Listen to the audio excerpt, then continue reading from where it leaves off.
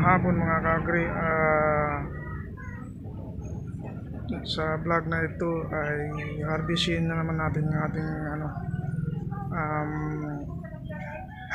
pitsay. Kung napanood ninyo yung nakaraang video ko, inabunuhan natin uli ng Ajinomoto mga isang linggo mahigit na ito. So makikita ninyo nagkakaroon uli ng mga dahon. So harvestin na natin kasi halo natin sa sinabawang isda. So ayan, pansin niyo may mga dahon na uli. Kagaya ng nakaraang video natin, bago yan inabunuhan ng Ajinomoto ay manipis yan.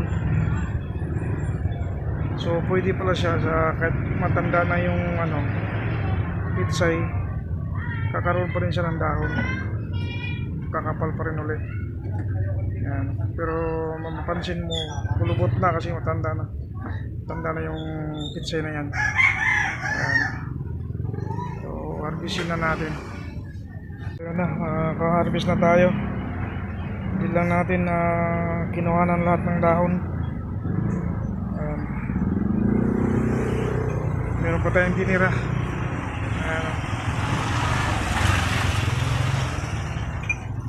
Para may ma-harvest pa tayo ulit.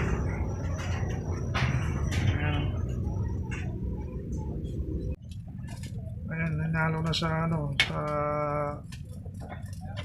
sinabawang isda. Ayan. Yung ating hinarvest na pitsay. Yan, yung isda na yan, yung malapad na isda, tinulang isda with pitsay.